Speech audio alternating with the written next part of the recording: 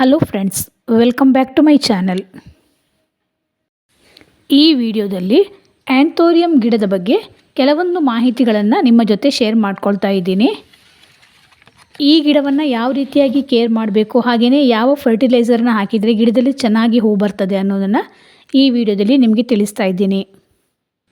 ಯಾರಾದರೂ first time ಆಗಿ ನನ್ನ ವಿಡಿಯೋವನ್ನು ನೋಡ್ತಾ ಇದ್ದರೆ ದಯವಿಟ್ಟು ಸಬ್ಸ್ಕ್ರೈಬ್ ಮಾಡಿಕೊಂಡು ವಿಡಿಯೋವನ್ನು ನೋಡಿ.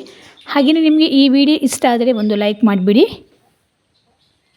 ಈ ಆ್ಯಂಥೋರಿಯಂ ಗಿಡ ಅನ್ನುವಂಥದ್ದು ಇಂಡೋರ್ ಹಾಗೂ ಔಟ್ಡೋರ್ ಎರಡೂ ಕಡೆಯೂ ಬೆಳೆಯಬಹುದಾದಂಥ ಒಂದು ಗಿಡ. ಹಾಗೆಯೇ ಇದು ಲೋ ಸನ್ಲೈಟಲ್ಲಿ ಬೆಳೆಯುವಂತಹ ಒಂದು ಗಿಡ. ಔಟ್ಡೋರಲ್ಲಿ ಬೆಳೆಯುವುದಾದರೆ ಡೈರೆಕ್ಟ್ ಸನ್ಲೈಟ್ ಬೀಳುವಂತಹ ಪ್ಲೇಸಲ್ಲಿ ಇದನ್ನು ಇಡಬಾರ್ದು. ಯಾವುದಾದ್ರೂ ಗಿಡ ಅಥವಾ ಮರಗಳ ಮಧ್ಯದಲ್ಲಿ ಬೀಳುವ ಬಿಸಿಲಿಗೆ ಇದನ್ನು ಇಟ್ಕೊಳ್ಬಹುದು.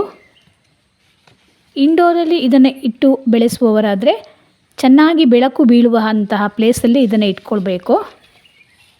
ಸ್ವಲ್ಪನೂ ಕೂಡ ಬೆಳಕೆ ಬೀಳದಿರುವಂತಹ ಪ್ಲೇಸಲ್ಲಿ, ಅಂದರೆ ಕತ್ತಲೆ ಇರುವಂತಹ ಪ್ಲೇಸಲ್ಲಿ ಈ ಗಿಡವನ್ನು ಇಟ್ಕೊಳ್ಬಾರ್ದು. ನನ್ನ ಹತ್ತಿರ ಇರುವ ಎಲ್ಲ ಆ್ಯಂಥೋರಿಯಂ ಗಿಡಗಳು ಹಳೆಯ ವೆರೈಟಿ ಗಿಡಗಳು. ಕೆಲವೊಂದು ಗಿಡಗಳಿಗೆ 2 ರಿಂದ 3 ವರ್ಷ ಆಗಿದೆ. ಕೆಲವೊಂದು ಗಿಡಗಳು ಈ ವರ್ಷ ರಿಪಾಟಿಂಗ್ ಮಾಡಿಕೊಂಡಂತಹ ಗಿಡಗಳು. ಕೆಲವೊಂದು ಗಿಡಗಳಲ್ಲಿ ಒಂದೊಂದು ಹೂವನ್ನು ನೀವು ಕಾಣ್ತಾ ಇದ್ದೀರಾ. ಹಾಗೆ ಕೆಲವೊಂದು ಗಿಡಗಳಲ್ಲಿ ಹೂ ಆಗಿ ಹೋಗಿದೆ. ನನ್ನ ಹಿಂದಿನ ಒಂದು ವಿಡಿಯೋದಲ್ಲಿ ಆ್ಯಂಥೋರಿಯಂ ಗಿಡವನ್ನು ಯಾವ ರೀತಿ ರೀಪಾಟಿಂಗ್ ಮಾಡ್ಕೊಳ್ಳೋದು ಅಂತ ತೋರಿಸಿದ್ದೇನೆ. ಎಲ್ಲ ಗಿಡಗಳನ್ನು ಪ್ರತಿ ವರ್ಷ ರೀಪಾಟಿಂಗ್ ಮಾಡುವಂತಹ ಅವಶ್ಯಕತೆ ಇಲ್ಲ. ಯಾವ ಗಿಡಗಳಲ್ಲಿ ಜಾಸ್ತಿ ಗಿಡಗಳು ಬಂದಿರ್ತವೆ ಅಂತಹ ಗಿಡಗಳನ್ನು ತೆಗೆದು ಮಾತ್ರ ರೀಪಾಟಿಂಗ್ ಮಾಡಿಕೊಂಡ್ರೆ ಸಾಕಾಗ್ತದೆ. ಕೆಲವೊಂದು ಗಿಡಗಳನ್ನು 2 ರಿಂದ 3 ವರ್ಷಕ್ಕೊಮ್ಮೆ ರೀಪಾಟಿಂಗ್ ಮಾಡಿಕೊಂಡ್ರೆ ಸಾಕಾಗ್ತದೆ.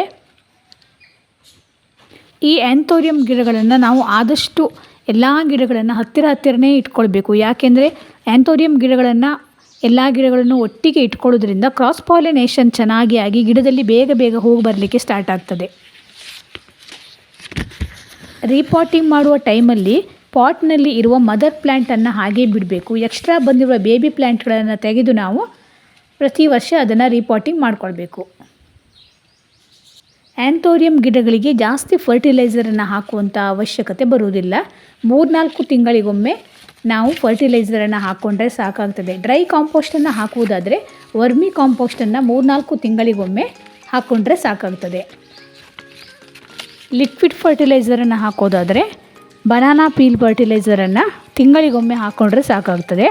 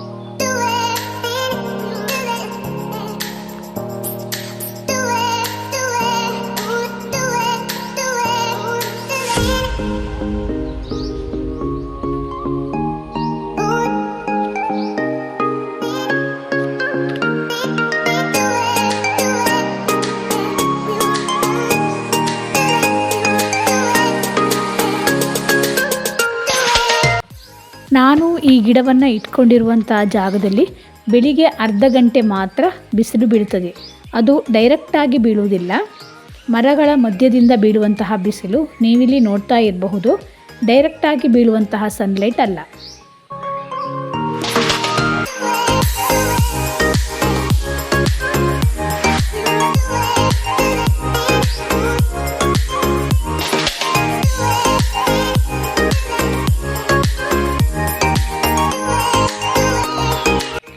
ಈ ಗಿಡಕ್ಕೆ ಹಾಕಬಹುದಾದ ಇನ್ನೊಂದು ಫರ್ಟಿಲೈಸರ್ ಅಂತಂದರೆ ಅಕ್ಕಿ ತೊಳೆದಂತಹ ನೀರು. ನೀವು ವೈಟ್ ರೈಸ್ ತೊಳೆದಂಥ ನೀರನ್ನು ಹಾಕಬಹುದು, ಇಲ್ಲಾಂದರೆ ಬಾಯ್ಲ್ ರೈಸ್ ತೊಳೆದಂತಹ ನೀರನ್ನು ಕೂಡ ಹಾಕ್ಬೋದು. ಈ ಅಕ್ಕಿ ತೊಳೆದ ನೀರಿನಲ್ಲಿ ಅನೇಕ ಪೋಷಕಾಂಶಗಳಿರ್ತದೆ. ಅವು ಈ ಆ್ಯಂಥೋರಿಯಂ ಗಿಡಗಳ ಬೆಳವಣಿಗೆಗೆ ಸಹಾಯ ಆಗ್ತದೆ. ಹಾಗೆ ಜಾಸ್ತಿ ಹೂ ಬಿಡಲಿಕ್ಕೂ ಕೂಡ ಇದು ಸಹಾಯ ಮಾಡ್ತದೆ. 15 ದಿವಸಕ್ಕೊಮ್ಮೆ ಒಂದೊಂದು ಮೊಗ್ಗಾಗುವಷ್ಟು ಈ ಗಿಡಗಳಿಗೆ ಅಕ್ಕಿ ತೊಳೆದಂತಹ ನೀರನ್ನು ಹಾಕ್ಕೊಳ್ಬೋದು. ಈ ಗಿಡಗಳಿಗೆ ನಾವು ಮಜ್ಜಿಗೆಯನ್ನು ಕೂಡ ಹಾಕ್ಕೊಳ್ಬಹುದು. ಮಜ್ಜಿಗೆಯನ್ನು 1 ದಿವಸ ಹಾಗೇ ಇಟ್ಟು ಅದು ಚೆನ್ನಾಗಿ ಹುಳಿ ಬಂದ ಮೇಲೆ ಅದನ್ನು ನಾವು ಗಿಡಗಳಿಗೆ ಹಾಕ್ಕೊಳ್ಬಹುದು. ಇದೊಂದು ಫಂಗಿಸೈಡ್ ಆಗಿ ಕೂಡ ಕೆಲಸ ಮಾಡ್ತದೆ. ಗಿಡದಲ್ಲಿ ಏನಾದರೂ ಫಂಗಸ್ ಆಗಿದ್ದರೆ, ಬೇರುಗಳು ಕೊಳೆತು ಹೋಗುವಂತಹ ಚಾನ್ಸಸ್ ಇದ್ದರೆ ಈ ನಾವು ಮಜ್ಜಿಗೆಯನ್ನು ಯೂಸ್ ಮಾಡ್ಕೊಳ್ಬಹುದು. ಇದನ್ನು ಹಾಕೋದ್ರಿಂದ ಬೇರುಗಳು ಕೊಳೆಯುವುದಿಲ್ಲ, ಹಾಗೆ ಗಿಡಗಳಿಗೆ ಯಾವುದೇ ಫಂಗಸ್ ಅಟ್ಯಾಕ್ ಆಗೋದಿಲ್ಲ. ಈ ಗಿಡಗಳಿಗೆ ಮಳೆಗಾಲದಲ್ಲಿ ಸ್ನೇಲ್ಗಳ ಕಾಟ ಸ್ವಲ್ಪ ಜಾಸ್ತಿ. ಈ ಸ್ನೇಲ್ಗಳು ಎಲೆಗಳ ಮೇಲೆ ಬಂದು ಕುಳಿತುಕೊಂಡಾಗ ಎಲೆಗಳನ್ನು ಹಾಗೆ ಹೂಗಳನ್ನು ಕಟ್ ಮಾಡಿ ಹಾಕ್ತವೆ. ಆ ಟೈಮಲ್ಲಿ ನಾವು ಸ್ವಲ್ಪ ಪುಡಿ ಉಪ್ಪನ್ನು ಸ್ಪ್ರೇ ಮಾಡಿಕೊಂಡ್ರೆ ಹುಳುಗಳು ಅಲ್ಲಿಗೆ ಸತ್ತು ಹೋಗ್ತವೆ.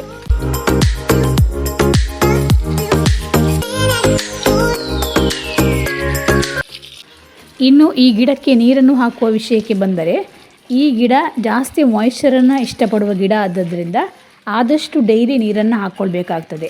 ನೀರನ್ನು ಹಾಕುವಾಗ ಯಾವಾಗಲೂ ಗಿಡದ ಎಲೆಗಳ ಮೇಲೂ ಕೂಡ ನಾವು ನೀರನ್ನು ಸ್ಪ್ರೇ ಮಾಡಬೇಕಾಗ್ತದೆ. ಶವರ್ ಥರ ನೀರನ್ನು ಹಾಕ್ಕೊಂಡ್ರೆ ಒಳ್ಳೆಯದು. ನೋಡಿ, ಈ ಥರ ಶವರಲ್ಲಿ ಬರ್ತದಲ್ಲ, ಅದೇ ಥರ ಪೈಪಿಂದ ಕೂಡ ಹಾಕ್ಕೊಳ್ಬೋದು. ಇಲ್ಲಾಂದರೆ ನೀರನ್ನು ಕೈಯಿಂದನೂ ಕೂಡ ಚಿಮುಕಿಸ್ಬೋದು.